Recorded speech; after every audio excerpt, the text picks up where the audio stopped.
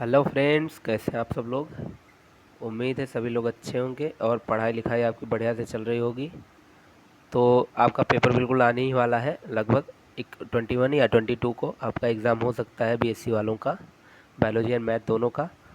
तो हम लोग सीरीज स्टार्ट किए थे फिजिक्स के। मैंने आपको बहुत इंपॉर्टेंट क्वेश्चन करवा दिए हैं ऑलरेडी। 80 क्वेश्चन मैंने करवा दिए हैं और 3-4 चैप्टर भी मैंने कंप्लीट रूप से पढ़ा दिया है आपको। Motion under gravity, motion in straight line and projectile motion, और उसके सारे क्वेश्चन भी करवा दिए हैं। डायमेंशनल एनालिसिस, इनसे बाहर नहीं जाएगा पेपर आपका, यकीन मानिए।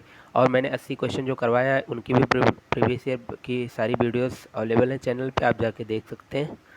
तो आज हम लोग केमिस्ट्री का देखेंगे 40 क्वेश्चन की सीरीज़। ऐसे करके मैं आपको 100, 150, 200 क्वेश्चन जितने हो पाएंगे पॉसिबल करवाऊंगा, ढूंढ ढांड के कहीं से ला के आपके लिए मेहनत करके। तो आपको क्या करना है, आपको भी मेहनत करके पढ़ना है और कंसेप्ट को अप्लाई करके। देखिए, जो मैं 40 क्वेश्चन आपको करवाता हूँ वो आपको मैं केवल किताबी उसमें नॉलेज नहीं देता हूँ। एक क्वेश्चन के पीछे जो 4 ऑप्शंस होते हैं उन पे भी फोकस करता हूँ। इसलिए आपके मान के चलिए 40 क्वेश्चन में 100 क्वेश्चन कंप्लीट होते हैं और बाहर की चीज़ें भी मैं आपको बताता रहता हूँ।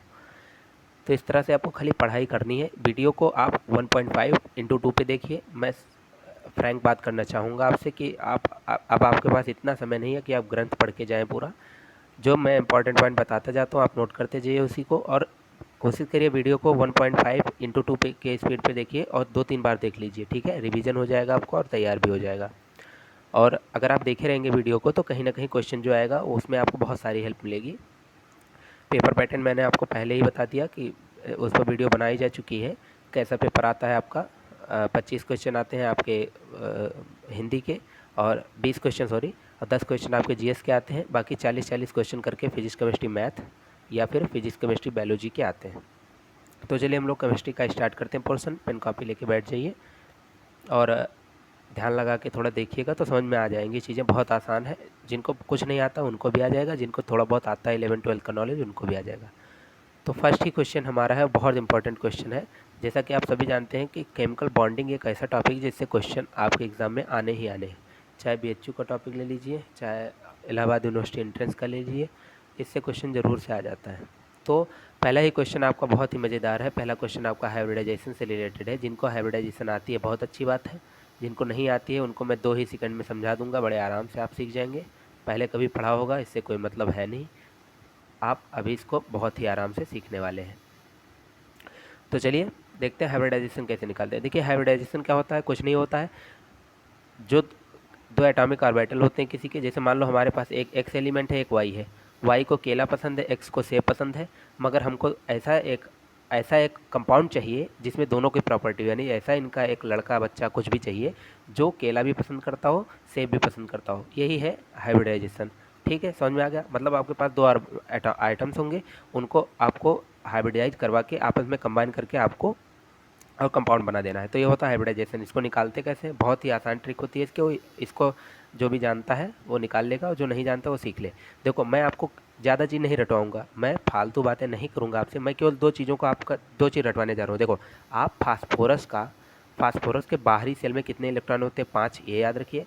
सल्फर के बाहरी सेल में कितने इलेक्ट्रॉन होते हैं, 6, ये याद रखिए।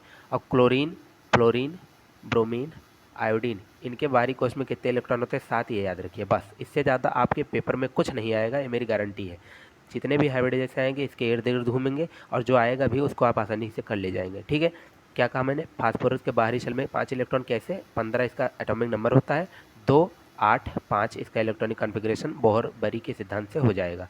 सल्फर का 16 होता है तो इसमें 6 इलेक्ट्रॉन बाहरी कोश में हो जाएंगे। क्लोरीन, फ्लोरमीन और ब्रोमीन, आयोडीन का 7 इलेक्ट्रॉन बाहरी शेल में हो जाएंगे। तो इस तरह से आपको केवल ये चीज़ें याद रखनी। अब मैं बताने जा रहा हूँ आपको कि हाइब्रिडाइजेशन कैसे आप आसानी से निकाल सकते हैं किसी का भी। हाइब्रिडाइजेशन निकालने के लिए कुछ नहीं करना है, आपको केवल एक चीज़ ज्ञात करनी है, जेड की वैल्यू ज्ञात करनी है।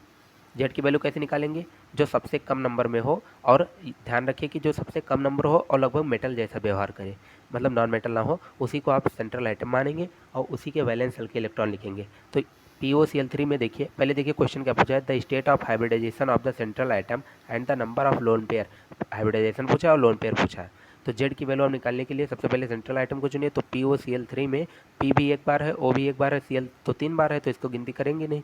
P एक बार, O एक बार, तो पी के बाहरी शेल में 2 8 5 करके 5 इलेक्ट्रॉन है, और ऑक्सीजन जो है अधातु है, और पी जो है वो आपका फास्फोरस जो है वो भी अधातु है, लेकिन थोड़ा बहुत ये हम कम अधातु कह सकते हैं। तो आपका फास्फोरस जो होगा और भारी भी होता है फास्फोरस, इसलिए इसे हम सेंट्रल मेटल आइटम बनाते हैं। तो फास्फोरस के बाहरी कोश में कितने इलेक्ट्रॉन है? 5, इसको लिख दीजिए। प्लस आपको कुछ नहीं करना है, क्लोरीन, फ्लोरीन, ब्रोमीन या जितने भी आइटम्स जिनकी वैलेंसी 1 होती है उनको जितने भी नंबर में है उनको जोड़ लो। तो क्लोरीन 3 है आपके पास, तो यहाँ 3 लिख दिया, उसको डिवाइड 2 से कर दो। अब निकल के आपके पास एक नंबर आएगा 5 3 8 बटे 2 बराबर 4। आप ध्यान रखिए मेरी एक बात को, मैं आपको बहुत ही अच्छे से समझाने जा रहा हूँ।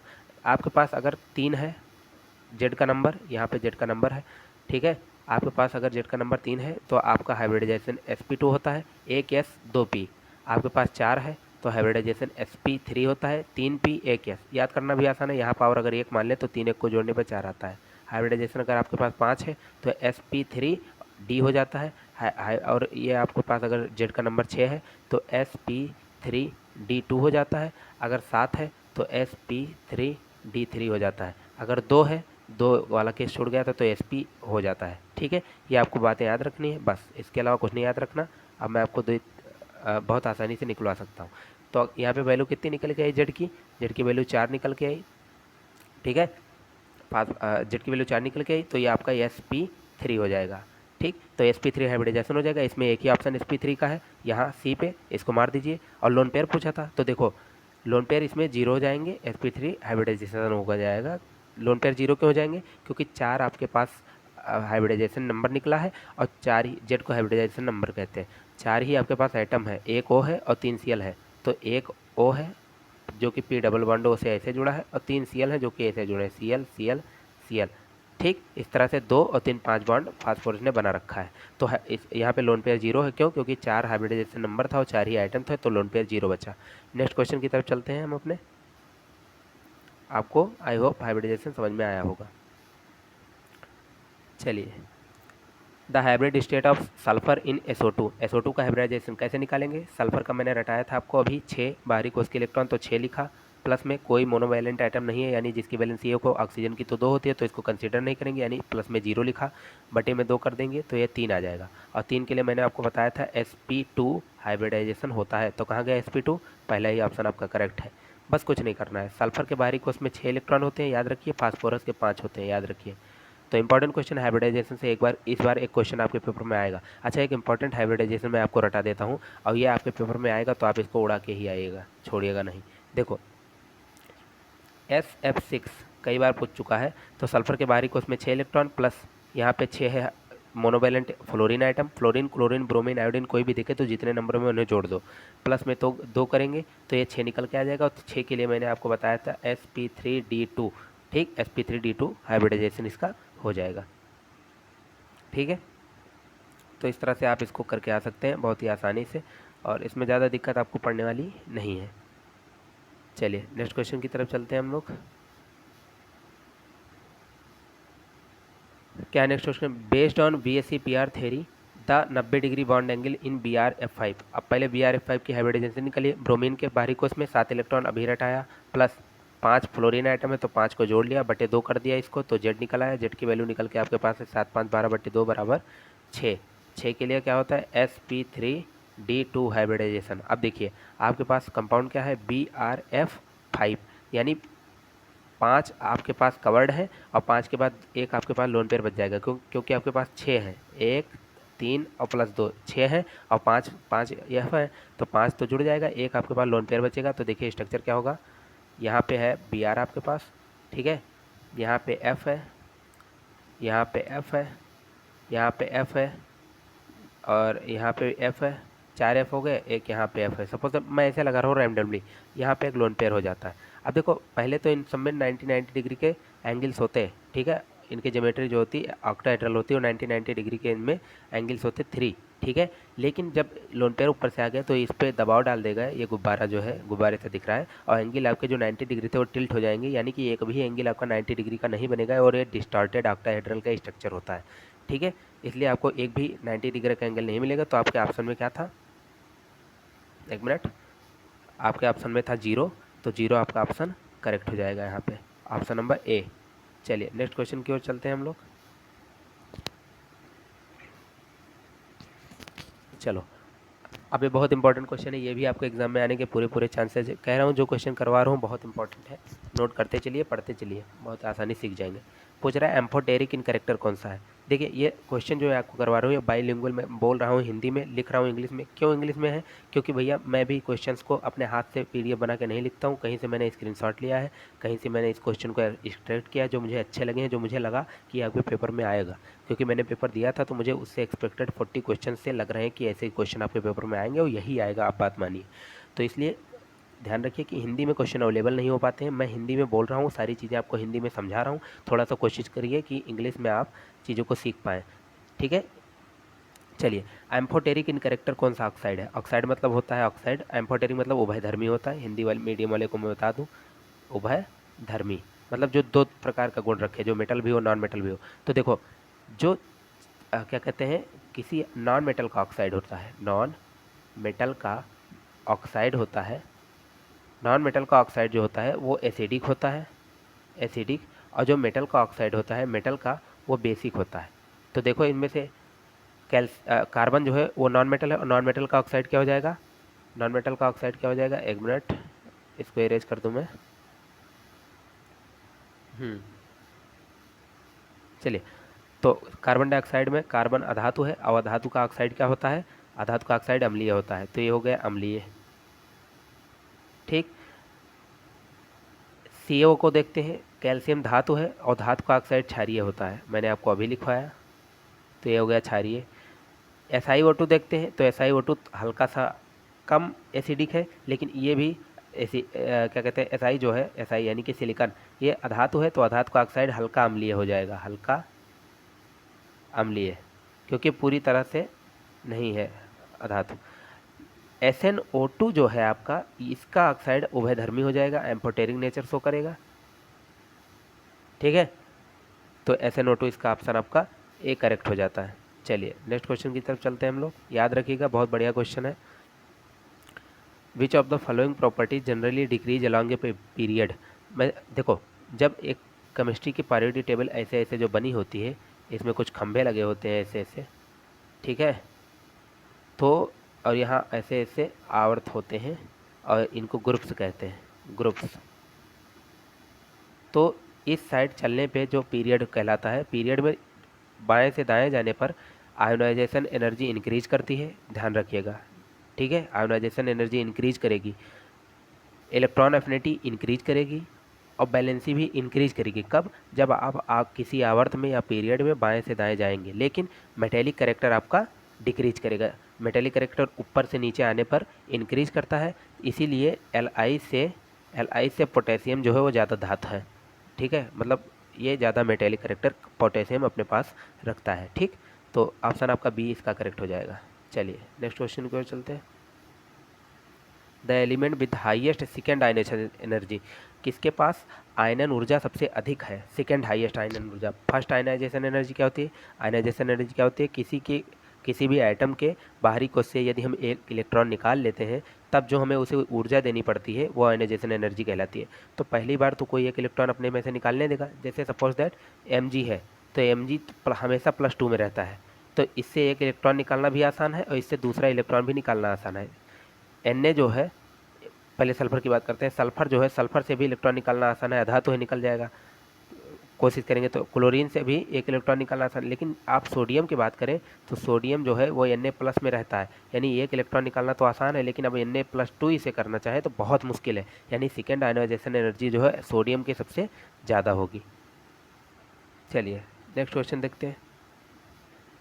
The most electronegative element of the periodic table, most electronegative element of the periodic table is fluorine. याद रखिए, फ्लोरीन जो है वो पूरे विश्व का सबसे ज़्यादा इलेक्ट्रोनिगेटिव एलिमेंट है, इलेक्ट्रोनिगेटिव एलिमेंट है। और आपसे एक और चीज़ पूछा कि सबसे ज़्यादा पूरे पीरियोडिक टेबल में इलेक्ट्रॉन एफिनिटी किसकी होती है, यानी इलेक्ट्रॉन बंधुता किसकी होती है, हिंदी में उसे कहते हैं, ठीक है। तो इलेक्ट्रॉन बंधुता जो होती है वो क्लोरीन की सबसे ज़्यादा होती है। ऑप्शन ये भी आपके पेपर में पूछा जा सकता है, 100% चांस है, तो रट लीजिए, इसको याद कर लीजिए। इलेक्ट्रॉन बंधुता यानी इलेक्ट्रॉन एफिनिटी क्लोरीन की, और फ्लोरीन की इलेक्ट्रोनिगेटिविटी सबसे ज़्यादा होती है पूरे पीरियोडिक टेबल में। नेक्स्ट क्वेश्चन की तरफ चलते हैं हम लोग।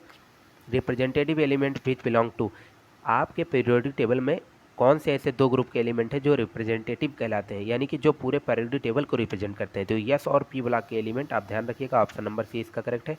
एस और पी ब्लॉक के एलिमेंट जो होते हैं रिप्रेजेंटेटिव एलिमेंट कहलाते हैं। नेक्स्ट क्वेश्चन की तरफ चलते हैं हम लोग। Which one of the following combine representation collection of iso electronic species? देखिए दो चीज़ें होती हैं, आइसो इलेक्ट्रॉनिक आइसोबारिक, ये टर्म्स हैं, इनको आप समझ लीजिए, और आइसो न्यूट्रॉनिक। आइसो इलेक्ट्रॉनिक क्या होता है? ऐसे कंपाउंड्स या ऐसे एटम्स जिसमें इलेक्ट्रॉन की संख्या समान होती है। आइसोबारिक क्या होता है?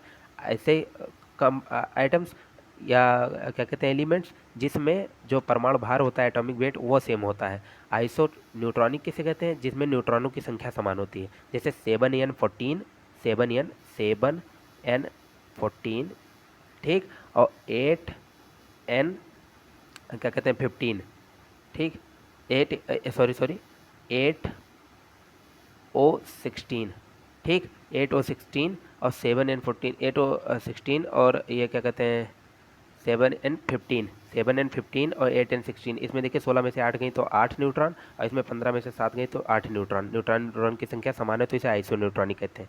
अब आपको पूछा क्या गया है? पूछा आपसे ये गया है कि आप बताइए कि इनमें से कौन सा आइसो इलेक्ट्रॉनिक है, मतलब कि इसमें इलेक्ट्रॉन की संख्या सेम है। तो आप सबको चेक कर सकते हैं। जैसे देखो पहला ऑप्शन हम उठाए Na प्लस में, Na के पास 11 इलेक्ट्रॉन और प्लस मतलब 1 इलेक्ट्रॉन चला गया, तो इसके पास 10 इलेक्ट्रॉन है। कैल्शियम +2 में तो भाई ज़्यादा इलेक्ट्रॉन होते हैं, कैल्शियम का एटॉमिक नंबर 20 होता है, 2 इलेक्ट्रॉन चले गए तो 18, तो ये तो आइसो इलेक्ट्रॉनिक है नहीं। दूसरा ऑप्शन चेक करते हैं, N3- नाइट्रोजन का परमाणु क्रमांक 7 होता है और 3- का मतलब 3 इलेक्ट्रॉन और जोड़ दिए गए, मतलब नाइट्रोजन N3- के पास 10 इलेक्ट्रॉन कामा। F- का एटॉमिक नंबर 9 होता है, 1 इलेक्ट्रॉन और जोड़ दिया गया तो इसका भी 10 हो गया। और Na+ यानी Na का एटॉमिक नंबर 11 होता है, 1 इलेक्ट्रॉन निकल गया तो इसका भी 10 हो गया, यानी ऑप्शन बी आपका सही हो जाता है कि इलेक्ट्रॉनों की संख्या कितनी है? 10 10 10, और ये आइसो इलेक्ट्रॉनिक है।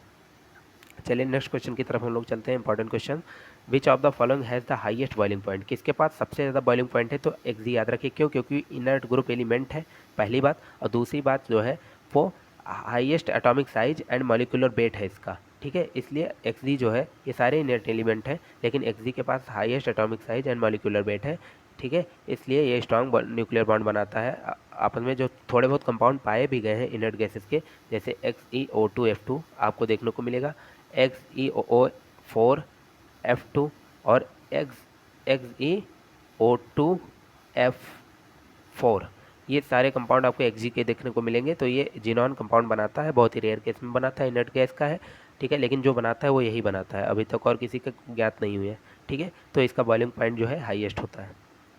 चलिए नेक्स्ट क्वेश्चन की तरफ चलते हैं। The D block element consist of mostly of, D block element कौन से होते हैं? जिनमें जो मोस्टली मेटल्स होते हैं और जिनमें कैटालिटिक प्रॉपर्टी होती है, ठीक, जैसे Ni, Pd और Pt, ये बहुत उत्प्रेरक आपने देख रखे होंगे, उत्प्रेरक कहते हैं कैटलिस्ट को, तो ये डी ब्लॉक के एलिमेंट ही है। चलो नेक्स्ट क्वेश्चन देखते हैं। नेक्स्ट क्वेश्चन है, the balancing of equation based which of the following law, यानी कह रहा है जो हम केमिस्ट्री में इक्वेशन बैलेंस करते हैं, कौन सा इक्वेशन? जैसे हमने कर दिया N2 + S2 gives out 2NH3, तो इसमें हम बैलेंस करते हैं तो यहाँ 3 लगा देते हैं। तो ये बैलेंसिंग जो हमने की है किस लॉ पर बेस होता है? तो law of conservation of mass पे बेस होता है, law of conservation of mass पे बेस होता है। ये क्वेश्चन भी इंपॉर्टेंट है, इसको भी याद कर लीजिए। चलिए नेक्स्ट क्वेश्चन की तरफ चलते हैं। पूछा मोलैरिटी ऑफ 0.2 नॉर्मल H2SO4, भैया बहुत इंपॉर्टेंट क्वेश्चन है और यही आपके पेपर में ऐसे रखा मिल सकता है, ठीक है, तो इसको ध्यान से समझिएगा। इसमें मैं आपको बहुत ही शॉर्ट ट्रिक, इसका इतना लंबा कैलकुलेशन बुक में है कि आप उसको करेंगे तो लाइफ बीत जाएगी, कैलकुलेशन जल्दी खत्म नहीं होगा। तो मैं आपको बहुत ईजी ट्रिक बताता हूँ, आपको बहुत ही सिंपल फार्मूला याद रखना है, N = mx, बस खत्म हो गया, काम हो गया भैया, क्वेश्चन बन गया। N क्या है? नॉर्मेलिटी है, N स्टैंड फॉर नॉर्मेलिटी, नॉर्मलता जिसे हिंदी में कहते हैं। M स्टैंड फॉर मोलैरिटी, और X क्या है?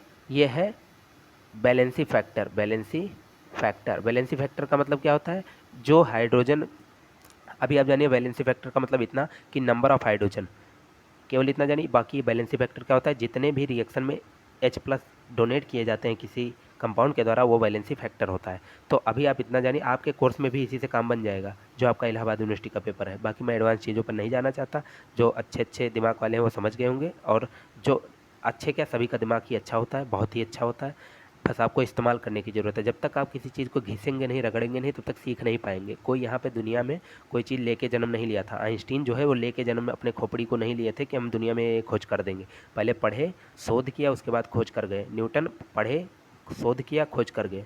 आप भी पढ़ेंगे, एक दिन आप भी साइंटिस्ट बन सकते हैं। ठीक है, ये किसकी लाइन थी? एपीजे अब्दुल कलाम की, ध्यान रखिएगा।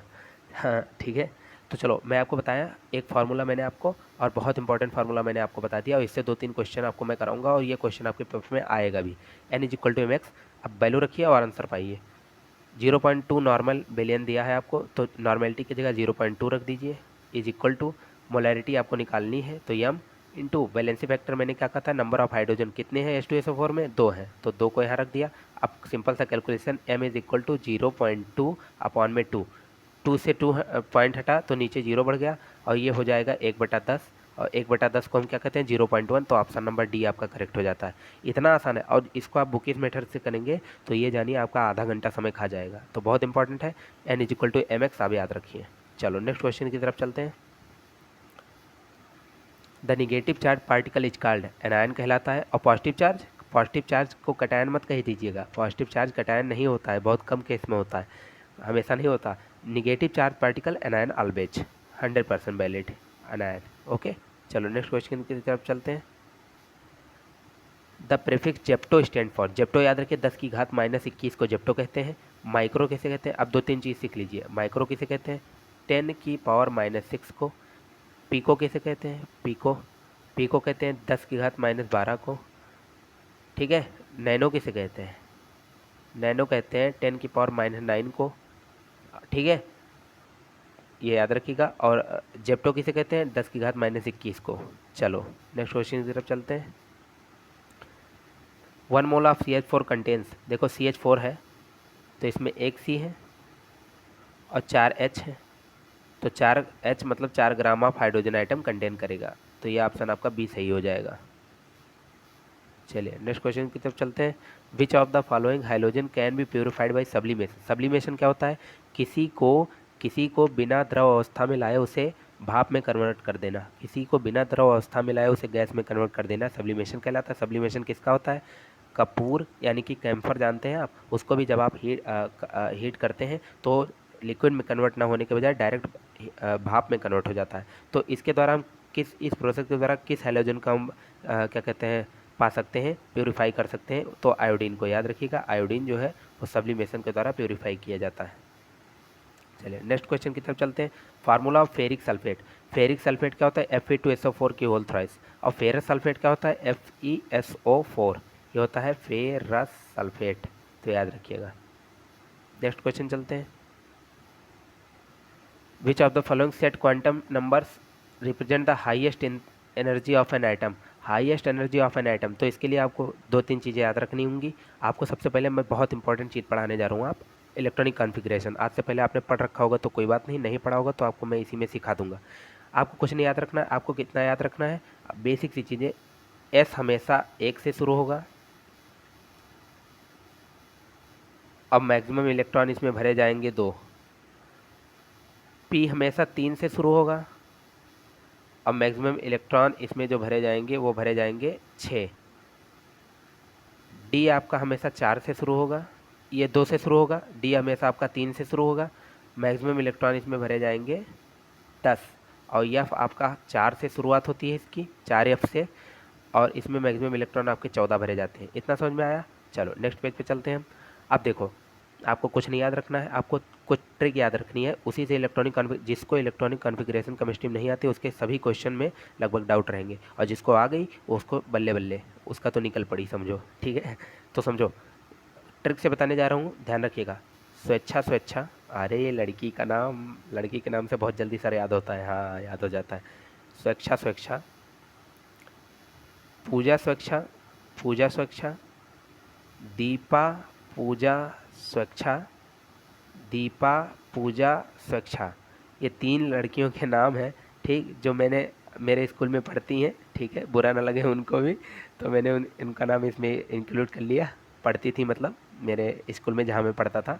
ओके, तो चलिए देखते हैं। अब मैंने आपको क्या कहा था, यस जो है 1 से शुरू होता है, पी 2 से शुरू होता है और डी 3 से शुरू होता है। एस में मैक्सिमम 2 इलेक्ट्रॉन, पी में मैक्सिमम 6 इलेक्ट्रॉन और डी में मैक्सिमम 6 इलेक्ट्रॉन। तो जितना मैंने आपको यहाँ पे ऑर्बिटल लिख दी है उतने में ही आपका सारा इलेक्ट्रॉनिक कॉन्फ़िगरेशन हो जाएगा। बाकी का करना होगा तो बताइएगा, नेक्स्ट वीडियो में इसी पे बना दूंगा कैसे करते हैं। बहुत आसान सी ट्रिक है। क्या कहा, स्वेच्छा स्वेच्छा, पूजा स्वेच्छा, पूजा स्वेच्छा, दीपा पूजा स्वेच्छा, दीपा पूजा स्वेच्छा, काम खत्म। अब सुनो, एस कहाँ से स्टार्ट होता है, 1 से, तो सबसे पहले एस को भर दो, एक एस, फिर दूसरा एस यहाँ है, फिर तीसरा एस ढूंढो ढूंढो ढूंढो ढूंढो, ये तो पी निकला, यहाँ 3 एस, फिर चौथा एस ढूंढो, यहाँ 4 एस, फिर पाँचवा एस ढूंढो, यहाँ मिला सर 5 एस, फिर छठा यहाँ पे।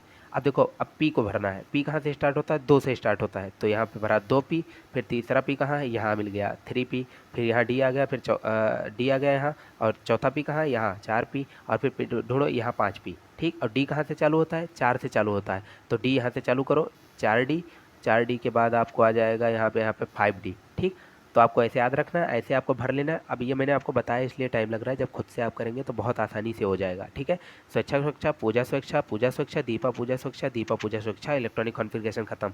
अब भरते जाइए, 1s2, 2s2, 2p6, 3s2, 3p6, 4s2, 4d 10, 10 इसमें मैक्सिमम भरे जा सकते हैं, 4p6, 5s2 और 5d 10, 5p6, 6s2। इतने में आपका सारा इलेक्ट्रॉनिक कॉन्फ़िगरेशन लगभग ख़त्म हो जाएगा। ठीक, तो अब हम लोग चलते हैं अपने क्वेश्चन पे और देखते हैं हमारा क्वेश्चन क्या कह रहा था। पेज खोल लेते हैं 24। देखो, कहा था इसमें से सबसे ज़्यादा एनर्जी जो है वो किसकी है। तो आप ध्यान रखिए, जब अब बाउ ने प्रिंसिपल बनाया था तो उन्होंने कहा था सबसे पहले इलेक्ट्रॉन कम एनर्जी में भरे जाएंगे। यानी जो आपने एसपीडीएफ लिखा था, तो जो आपके पास सबसे लास्ट वाला 6s था, इसकी एनर्जी सबसे ज़्यादा, उसके कम, उससे कम किसकी। ऐसे जो आपने ऐसा लगाया था 1s, 2s, 2p, तो सबसे ज़्यादा एनर्जी किसकी, 2p। इधर को इंक्रीजिंग एनर्जी है, इंक्रीजिंग एनर्जी। ठीक, और इधर आएंगे तो डिक्रीजिंग एनर्जी। तो मतलब बाएं से दाएं जाएंगे एसपीडीएफ वाले कॉन्फ़िगरेशन में तो इंक्रीजिंग एनर्जी। यानी कि आपसे इसमें पूछ रहा है कि एन और एल के आधार पे आप बताइए कि सबसे बड़ी एनर्जी का वैल्यू कौन सा होगा। ठीक, तो मैं आपको बताना चाहूँगा, ये बहुत आसान क्वेश्चन है, समझा रहा हूँ इसलिए टाइम लग रहा है, कठिन क्वेश्चन नहीं है। पेशेंस बनाए रखिए, क्वेश्चन ऐसे ही आते हैं पेपर में, तब आप कर नहीं पाते हो, कहते हैं कि पढ़ाई नहीं की। देखो, मैं आपको करवाता हूँ।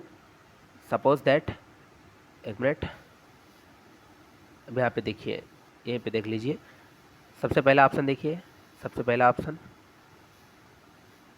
सबसे पहला ऑप्शन आपके पास है n इज इक्वल टू 3 दिया है, l is equal to 0, n is equal to 3, l is equal to 0, और l जो है s के लिए, l की जो वैल्यू होती है s के लिए 0 होती है, p के लिए 1 होती है, d के लिए 2 होती है और f के लिए 3 होती है। ये बातें भी आप याद रखिए, ये सारी बेसिक बातें आपको पता होंगी। आप देखिए जो क्वेश्चन है आपका क्या है, पहला पहला ऑप्शन उठाइए, n की वैल्यू 3 है, l की 0 है, तो मतलब n की वैल्यू 3 है और l की 0 है, तो 0 किसके लिए होता है, s के लिए, तो ये हो गया 3s। तो ठीक, इसको देखते हैं b को, n की वैल्यू 3 है, l की वैल्यू 1 है, तो l की वैल्यू 1 किसके लिए होती है, p के लिए, तो ये आपका हो गया 3p। ये पहला ऑप्शन है, ये दूसरा ऑप्शन है।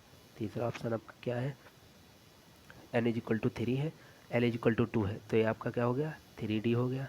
और चौथा ऑप्शन आपका क्या है, n is equal to 4, l is equal to 0, मतलब ये 4s। अब देखिए क्या लिखा था मैंने, 1s, 2s, 2p, 3s, 1s, 2s, 2p, 3s, 3p, 4s, 3d, 4p। ठीक, अब देखिए इसमें सबसे जो बाद में होगा उसी की एनर्जी सबसे ज़्यादा है, और वो कौन सा ऑप्शन है, मिला लीजिए। यहाँ पे देखिए जो सबसे बाद में है, सबसे बाद में कौन सा है यहाँ पे, कौन सा कौन सा कौन सा, 3s, 3p, 4s, 3d, 3d सबसे बाद में है, तो 3d यानी ऑप्शन नंबर 3 आपका करेक्ट हो जाएगा। तो यहाँ से ऑप्शन सी आपका करेक्ट हो गया। चलिए नेक्स्ट क्वेश्चन की तरफ चलते हैं हम लोग।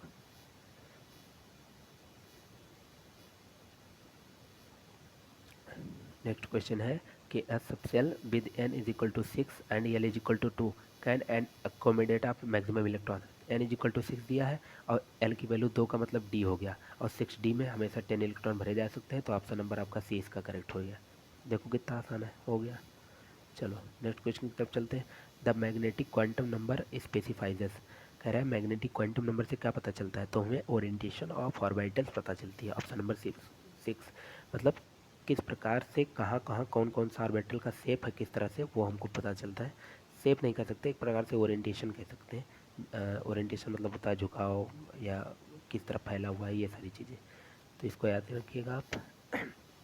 Next question, maximum number of electrons in a subshell with l is equal to 3 n is equal to 4। फिर वही question, n is equal to 4 है और एल इज इक्वल टू 3 का मतलब हो गया एफ, तो 4 एफ में 14 इलेक्ट्रॉन मैक्सिमम भरे जा सकते हैं एफ में, तो ये आपका ऑप्शन सी करेक्ट हो गया। चलिए नेक्स्ट क्वेश्चन की तरफ चलते हैं। Maximum number of electrons in a subshell, एक सबसेल में मैक्सिमम नंबर ऑफ इलेक्ट्रॉन हो सकते हैं, वही क्वेश्चन है, चौथा वाला रिपीट हो गया। For principal quantum number n is equal to 4 the total number of orbitals having l is equal to 3। Fix question है, 7 होते हैं, इसको रट लीजिए, एक्सप्लेनेशन की इसमें ज़रूरत नहीं है। याद रखें n की वैल्यू जब 4 होती है तो और l की वैल्यू 3 होती है, तो आपके जो नंबर ऑफ ऑर्बिटल्स होते हैं उनके फार्मूला होता है 2l+1। याद रखिए, तो n की वैल्यू मतलब ही नहीं था, तो 2 इंटू एल का मान कितना दिया है 3 और प्लस में 1, तो ये 7 हो गया। अब देखो n की सपोज दैट n की वैल्यू आपके पास 4 है, तो आपके पास पूछे कि नंबर ऑफ मैक्सिमम ऑर्बिटल्स कितने होंगे, तो 2 इंटू 4 प्लस में 1 बराबर 9 होंगे, 2l+1 फार्मूला होता है। चलिए नेक्स्ट क्वेश्चन देखते हैं हम लोग।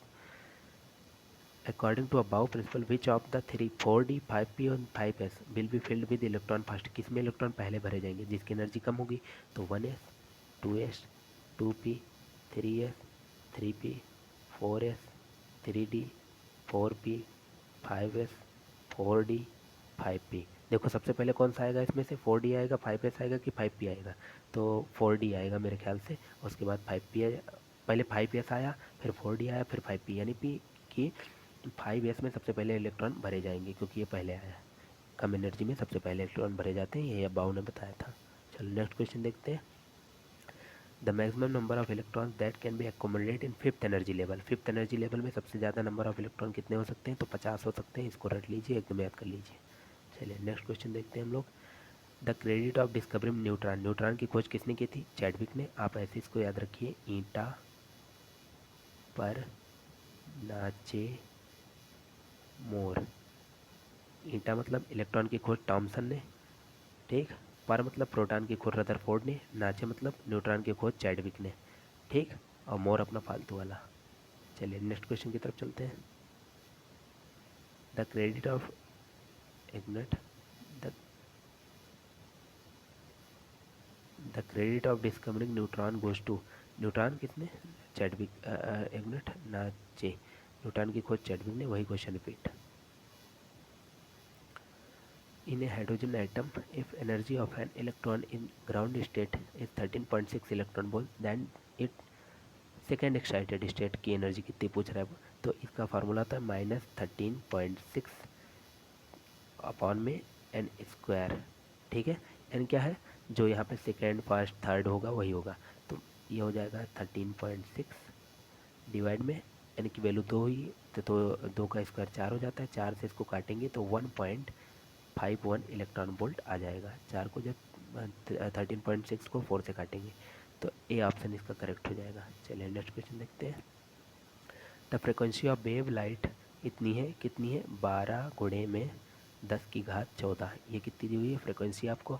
अब वेव नंबर पूछा है, वेव नंबर का फार्मूला क्या होता है, वेव नंबर का फार्मूला होता है, जो फ्रिक्वेंसी दी हुई है 12 इंटू 10⁻14, इसको आप डिवाइड कर दीजिए लाइट ऑफ स्पीड से, स्पीड ऑफ लाइट से मैंने सॉरी 3 इंटू 10⁸, ठीक, तो 3 से ये गया 4 टाइम्स इंटू 8 पावर यहाँ से कैंसिल हो गई तो 6 बचा, यानी 10⁶, तो 4 इंटू 10⁶ कहाँ है कहाँ है कहाँ है कहाँ है कहाँ, सॉरी गलती होगी, 8 6 14, कितना दिया हुआ था 10 की घात 14, 8 6 14, यही ऑप्शन आपका सही होगा। इसमें जो ऑप्शन दिया है वो गलत है, 4, अच्छा सेंटीमीटर में दिया है, सॉरी सॉरी, तो मीटर में आपका ये आंसर निकल के आया था, इसको सेंटीमीटर में चेंज करेंगे तो इंटू 10⁻⁻2 कर दीजिए, तो ये हो जाएगा 4 इंटू 10⁻4 सेंटीमीटर हो जाएगा आपको पर सेंटीमीटर आंसर। तो याद रखिएगा, यूनिट कन्वर्जन से भी आपको फंसा सकते हैं। चलिए नेक्स्ट क्वेश्चन आता है। The charge to mass ratio of alpha particle is approximately to the charge of mass ratio to protons, proton का चार्ज में रेशियो अगर देखें तो E/m, तो सपोज दैट इसको E/m लिख लेते हैं। अल्फा पार्टिकल में आवेश 2e का होता है और मास 4m हो जाता है, तो अल्फा पार्टिकल के लिए लिखेंगे तो ये हो जाएगा 2e/4m, इसको कैंसिल करेंगे तो ये जाएगा E/2m। अब फर्स्ट को सेकंड से डिवाइड, सेकंड को फर्स्ट से डिवाइड कर दीजिए तो ई अपॉन में 2m और मल्टीप्लाई कर दो, इसका रेसिप्रोकल तो m अपॉन में ई से ही ख़त्म हो गया, m से m यानी कि 1/2 आ गया, तो हाफ टाइम्स हो जाता है। ऑप्शन नंबर बी इसका करेक्ट है। चलिए नेक्स्ट क्वेश्चन देखते हैं। n+1 रूल के अनुसार np ऊर्जा स्तर जो पूर्ण करने के बाद ये इलेक्ट्रॉन किस में प्रवेश करता है, n+1 इसमें प्रवेश करता है, इसको याद रखिएगा। नेक्स्ट क्वेश्चन देखते हैं। प्रतिचुंबकीय आयन है, देखो प्रतिचुंबी को चुंबकीय आयन जो होता है वो कौन सा होता है, जिसमें इवन नंबर ऑफ इलेक्ट्रॉन्स होते हैं। कॉपर +2 और जिंक +2 दोनों में इवन नंबर ऑफ इलेक्ट्रॉन है, लेकिन निकेल +2 और Fe+2 में भी इलेक्ट्रॉन है, और कुछ फैक्टर डिपेंड करते हैं। तो आप ऐसे याद रखिए, जिंक +2 जो होता है ये डायमैग्नेटिक होता है, डायामैग्नेटिक होता है। O2 पैरामैग्नेटिक होता है, मोस्ट इंपॉर्टेंट क्वेश्चन आपके पेपर में आएगा। और N2 जो होता है वो डायमैग्नेटिक होता है, याद रखिए डायमैग्नेटिक, ठीक है। चलो निम्न आयनों में अनुचुंबकीय यानी पैरामैग्नेटिक कौन सा है, पैरामैग्नेटिक, तो सेकेंड एवं थर्ड वाले यानी कि Ni+2 और Cu+2 आपके पैरामैग्नेटिक इन नेचर होते हैं। चलो नेक्स्ट क्वेश्चन फटाफट से देखते जाइए। क्रोमियम परमाणु की तटस्थ अवस्था में सही इलेक्ट्रॉनिक विन्यास क्या है। क्रोमियम का इलेक्ट्रॉनिक विन्यास मैं आपको देखो, अब स्क्रीन पे चलता हूँ, आपको इलेक्ट्रॉनिक विन्यास से 2-3 रटा देता हूँ, उसको रट लीजिए, आपके पेपर में रखा हुआ मिल सकता है। पहला है क्रोमियम का याद रखिए, इसका रट ही लीजिए, बस करना नहीं है। 4s1 3d पाइप, इतना समय नहीं है कि कंसेप्ट एक एक बताऊँ, 40 क्वेश्चन में शाम बीत जाएगी और आपको इतना काम भी नहीं है, बाद में कहिएगा तो पढ़ा दूंगा, पहले एग्जाम क्वालिफाई कर लो। कापर का क्या होता है, कापर का इलेक्ट्रॉनिक कॉन्फ़िगरेशन अगर मैं आपको बताऊँ तो ये होता है 5s1 4d10।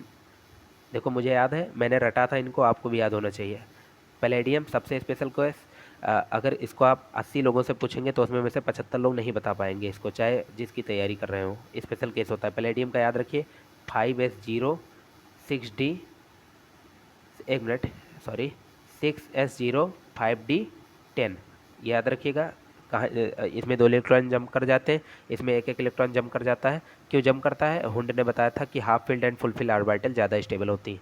तो क्रोमियम कॉपर पैलेडियम का याद रखिए। तो आपका ऑप्शन कौन सा करेक्ट हो जाएगा, जहाँ 4s1 3d5 दिखे, यहाँ 3d6 गलत लिखा है, 4s1 3d5 कहाँ है, ऑप्शन नंबर 4 करेक्ट है। चलो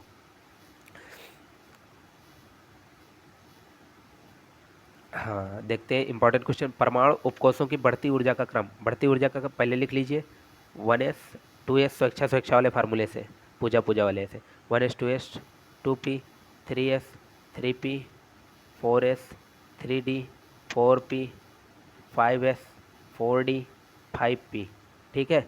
अब देखिए मिला लीजिए, बढ़ती हुई ऊर्जा का क्रम लिखना है, मतलब सबसे बड़ी वाली लास्ट में रहेगी, तो सबसे बड़ी इसमें कौन सी है 6s, तो 6s इसमें लास्ट में, इसमें लास्ट में है। चलो उसके पहले देखते हैं 6s के पहले कौन सा आता है, 5s45 पे 6s यहाँ पे लिख लीजिए। तो 6s के पहले कौन सा आता है, 5d आता है, 5d आता है कि 4f आता है पहले, 6s 4f, 6s के बाद 4f आता है, यानी 6s से पहले 5d आएगा, ऑप्शन नंबर आपका सी करेक्ट हो जाता है, ठीक। तो इसीलिए कहता है इलेक्ट्रॉनिक कॉन्फ़िगरेशन रटे रहिए, ये सारी चीज़ें करने में आपको आसानी होगी, ठीक। कैसे रटेंगे, स्वेच्छा पूजा स्वेच्छा, दीपा पूजा स्वेच्छा, और भरना कैसे है, यस 1 से स्टार्ट होता है, मैक्सिमम इलेक्ट्रॉन 2 भरे जा सकते हैं। पी 2 से स्टार्ट होता है, मैक्सिमम इलेक्ट्रॉन 6 भरे जा सकते हैं। डी 3 से स्टार्ट होता है, मैक्सिमम इलेक्ट्रॉन 10 भरे जा सकते हैं। और एफ 4 से स्टार्ट होता है 4f से, और मैक्सिमम इलेक्ट्रॉन इसमें 14 भरे जा सकते हैं। चलिए नेक्स्ट क्वेश्चन की तरफ चलते हैं। H3PO4 1 मिलियन मोलर बिलियन की नॉर्मलता, आप सुनिए, मैंने आपको रटाया था एक फार्मूला याद करिए, N=mx, ठीक। H3PO4 में जो क्या कहते हैं x होगा वो कितना होगा 3, मोलरता दी हुई है 1, तो 1 गुणे नॉर्मलता निकालनी थी, N=3, आपका ऑप्शन कौन सा है फोर्थ, तो फोर्थ ऑप्शन का करेक्ट हो गया। क्या कहा था, एक फार्मूला याद कर लो, N=mx, और बहुत इंपॉर्टेंट है, इसको आप अगर जनरल मेथड से करने जाएंगे तो बहुत लंबा प्रोसेस पड़ेगा, ये तो शॉर्टकट है। चुंबकीय क्वांटम संख्या क्या दर्शाती है, ऑर्बिटलों का अभिविन्यास, क्या दर्शाती है, ऑर्बिटलों का अभिविन्यास यानी कि ओरिएंटेशन ऑफ ऑर्बिटल्स, ये हमको लग रहा है डिस्कस कर चुके, ठीक है, वो इंग्लिश में था हिंदी में। चलो नेक्स्ट क्वेश्चन देखते हैं। न्यूट्रॉन एक मौलिक कण है जिसमें होता है 0 आवेश और इकाई द्रव्यमान, 0 आवेश इकाई द्रव्यमान, 0 आवेश इकाई द्रव्यमान, कौन सा ऑप्शन है, ऑप्शन नंबर 2 याद रखिएगा। एक परमाणविक द्रव्यमान इकाई AMU का मान होता है 931 million electron volt, 931 million electron volt की एनर्जी निकलती है कब, जब हम एक परमाणविक द्रव्यमान का नाश करते हैं। किससे पता चला? E is equal to mc² से। कहा था ना मास को एनर्जी में चेंज कर सकते हैं। चलिए नेक्स्ट क्वेश्चन की तरफ चलते हैं हम लोग। मोस्ट इंपॉर्टेंट क्वेश्चन, कैथोड किरणों के लिए कौन सा कथन सत्य है? सीधी रेखा में चलती हैं, असत्य है पूछा है ना।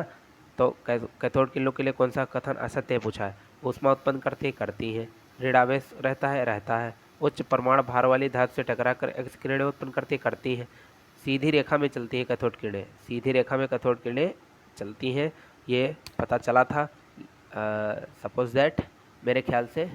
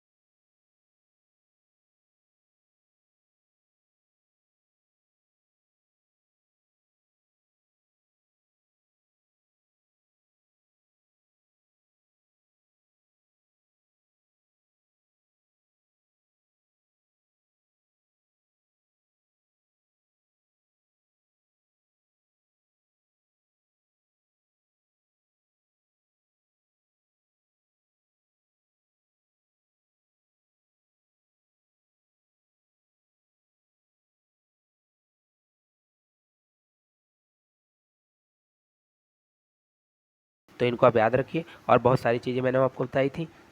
तो अब ज़्यादा वीडियो लंबी नहीं करते। अच्छा, मैं आपको एक बहुत इंपॉर्टेंट कंसेप्ट पढ़ाने जा रहा हूँ, और उस कंसेप्ट के बिना आपकी केमिस्ट्री समझिए कि आपका पेपर में क्वेश्चन आना ही आना है। तो उसको मैं इसी वीडियो में कवर कर देता हूँ और आपको सिखा देता हूँ।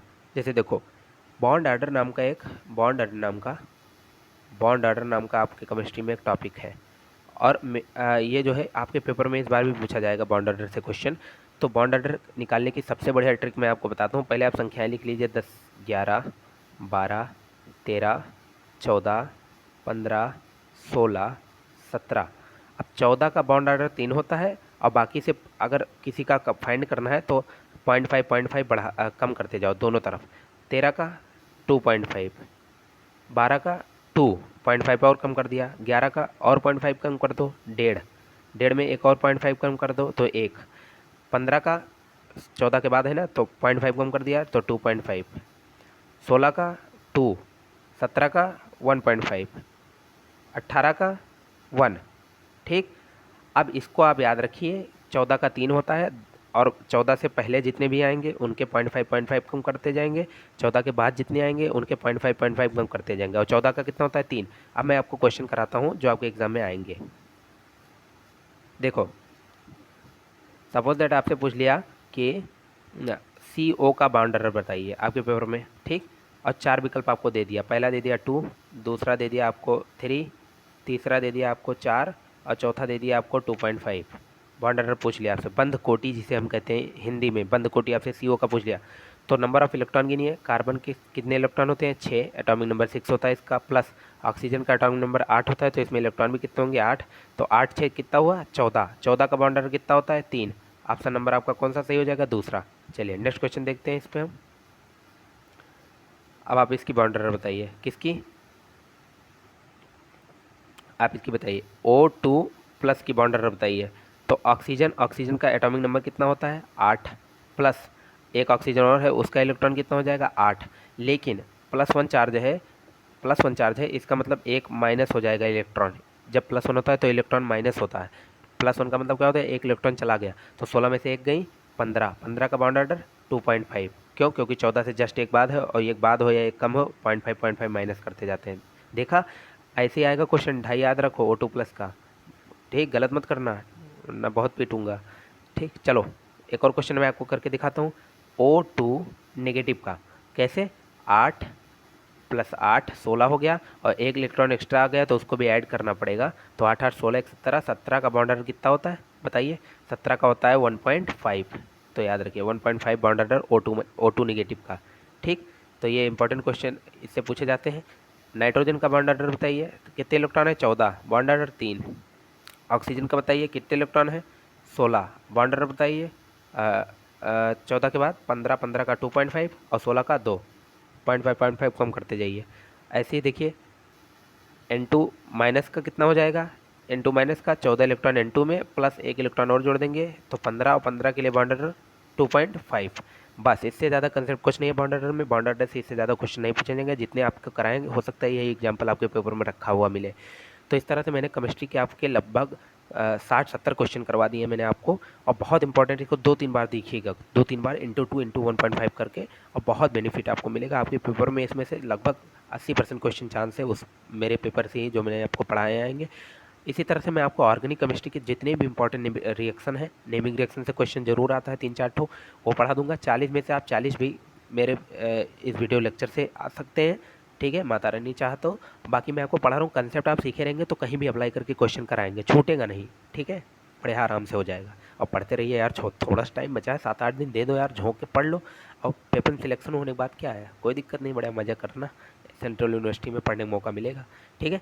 तो वीडियो को शेयर करिए, लाइक करिए, सब्सक्राइब करिए चैनल को, और बार बार इस वीडियो को देखिएगा, ठीक है, बहुत बेनिफिट मिलेगा। × 2 × 1.5 पर देखिएगा, टाइम आपके पास बहुत कम है, ओके। और पढ़ाई करते रहिए। अब आपको बहुत ज़्यादा चीज़ें पढ़ने की ज़रूरत नहीं है, जो सीरीज़ में चला रहा हूँ इसको आप, मेरा दावा है, पूरी तरह से अटेंड करिए, आपको बहुत बेनिफिट मिलेगा इससे, ठीक है। तो केमिस्ट्री के सारे क्वेश्चन मैंने 70-80 क्वेश्चन कंप्लीट करवा दिए हैं आपको। क्वेश्चन बाइलिंगुअल थे, जिनको दिक्कत होगी कि हिंदी में क्वेश्चन क्यों नहीं लिखा, तो भाई अंग्रेजी में लिखा है, मैंने आपको एक एक टर्म हिंदी में समझा दिया है, तो आपका दोनों तैयार हो गया ना। इंग्लिश में समझ में आया इंग्लिश में करना, हिंदी में समझ में आया हिंदी में करना, ठीक है। तो अब एप्पल मतलब सेब जानेंगे तभी वो मीठा लगेगा क्या? एप्पल कहेंगे तो मीठा नहीं लगेगा, लगेगा। उसको खाने का तरीका बदलिए और सुनने का तरीका बदलिए, ठीक है। तो इस तरह से बहुत इंपॉर्टेंट क्वेश्चन। अब अगले वीडियो में हम ऑर्गेनिक केमिस्ट्री पर लेके आएंगे वीडियो, जो 40-50 ठो रिएक्शन से क्वेश्चन आते हैं वो मैं करा दूंगा, उसको आप देख लीजिए 2-3 बार, उससे ज़्यादा कहीं नहीं आने वाला पेपर, ठीक है। और थोड़े मोड़े क्वेश्चन बताएंगे, बीच बीच में अपलोड करता हूँ। ये जानिए 8 दिन में मैं आपको फिजिक्स, केमिस्ट्री, मैथमेटिक्स से रिलेटेड लगभग 600 क्वेश्चन, 700 क्वेश्चन करवा दूंगा, और उससे बाहर जाने वाला नहीं। और ये 700 क्वेश्चन आप रिवाइज कर लेंगे 2-3 घंटे के अंदर। तो मतलब कह रहा हूँ कि मेरे वीडियो 7 ही 8 जो मैराथन में चला रहा हूँ, वही 200-200 क्वेश्चन आप अगर मान लो कल पेपर है आपका और आज ही आपने उस 600 क्वेश्चन को रट लिया, या मेरे वीडियो को 2-3 बार जो वीडियो मैं बना रहा हूँ देख लिया, तो आपको इतना बेनिफिट मिलेगा कि आपका पहली बात तो 3 ही 4 ही घंटे में पूरा रिवीजन हो जाएगा, और जो क्वेश्चन मैं पढ़ा रहा हूँ वो आएगा भी, तो आपका क्वेश्चन बहुत बढ़िया से होगा। देखो हिंदी 20 नंबर का आता है, सब लोग कर ले जाएंगे। 10 नंबर का जीएस आता है, 4-5 तो आप बिल्कुल मार लेंगे, WW का फुल फॉर्म पूछा था इस बार, ठीक है। तो ये सारी चीज़ें आप कर ले जाएंगे। मगर 4×3=12, 120 क्वेश्चन जो आपके फिजिक्स, केमिस्ट्री, मैथ से आएंगे, उसमें से आपको स्कोर करना है मैक्सिमम, कम से कम, सॉरी मिनिमम आपको 70-80 क्वेश्चन स्कोर करना है। जनरल की कटाप जो है कम से कम 170 रहने वाली है, प्लस में इसके जानिए। ओबीसी की कटाप मान के चलिए 160 प्लस, इससे नीचे नहीं आएगी बिल्कुल। ईडब्ल्यूएस की कटाप थोड़ा जनरल ओबीसी के बीच में 165 मान के चलिए, ठीक है। बाकी एससी की कटाप भी इसकी जाती है, और एसटी ऑल कैंडिडेट को बुलाया जाता है। तो ये सारी चीज़ें आप जानिए, बाकी पढ़ते रहिए, और ऑल द बेस्ट आपको। सभी लोग प्रिपरेशन करते रहिए, चैनल को ज़्यादा से ज़्यादा शेयर करिए, और अपना पढ़ाई करते रहिए, बस मेन मोटिव ये है, ठीक है। इसलिए मैं चैनल बनाया है और मैं आपको पढ़ा रहा हूँ। बाकी चिल्लाने से, गला फाड़ने से, इतना सारा क्वेश्चन लाने से कोई फ़ायदा नहीं होगा। अगर आपका सिलेक्शन नहीं होता है तो आपका सिलेक्शन मेरा ध्येय है, आप सिलेक्ट होइए, क्योंकि बहुत सारे लोग हैं जिनको परफेक्ट रूप से पता नहीं रहता है क्या पढ़ना है क्या नहीं पढ़ना है। आपको मैनेजमेंट नहीं पता रहता है, नहीं तो BHU और ये कोई बहुत बड़ी बात नहीं है, आप आराम से क्वालिफाई कर लीजिएगा। मैं पता ही नहीं रहता क्या पढ़ना है, पढ़ के चले गए आम आ गया सेब, कहाँ लिखोगे भैया। तो इसलिए आप देखिए वीडियो को, इनको शेयर करिए, और बेनिफिट लीजिए इनसे। 2-3 बार देखिएगा ताकि आपको फ़ायदा हो। 2-3 बार इसलिए मैं कह रहा हूँ बार बार, क्योंकि मुझे पता है एक बार में चीज़ें याद नहीं होती हैं, और अगर आपको एक बार में याद हो जाती हैं तो आप एक बार में देखिए, लेकिन × 2 पर देखिएगा, × 1.5 पर देखिएगा, ताकि ज़्यादा से ज़्यादा बेनिफिट आपको इस वीडियो का मिले और जल्दी जल्दी वीडियो ख़त्म हो जाए, वरना बोरिंग फील करेंगे। तो 50 मिनट का हमारा वीडियो लगभग हो चुका है, 50 मिनट मैं चिल्ला चुका हूँ। अगर पसंद आए तो लाइक कर दीजिए, नहीं पसंद आए तो कोई बात नहीं भैया, हम तो पढ़ा ही रहे हैं, बाकी आपकी इच्छा। चलिए तब तक के लिए धन्यवाद, जय हिंद। मिलते हैं नेक्स्ट वीडियो में। अपना अपने परिवार का ख्याल रखिए और प्रिपरेशन करते रहिए, दिन रात जाग कर पढ़ाई कर लीजिए। एक सप्ताह बचा, उसके बाद खूब मस्ती करिएगा। चलिए जय हिंद, मिलते हैं नेक्स्ट वीडियो में। और कोई दिक्कत होगी कमेंट बॉक्स में पूछो, ठीक है। अपना बड़ा भाई समझो, कोई दिक्कत होगी कुछ भी होगी, कोई मस्त से पूछना, कोई दिक्कत नहीं है। चलिए मिलते हैं नेक्स्ट वीडियो में।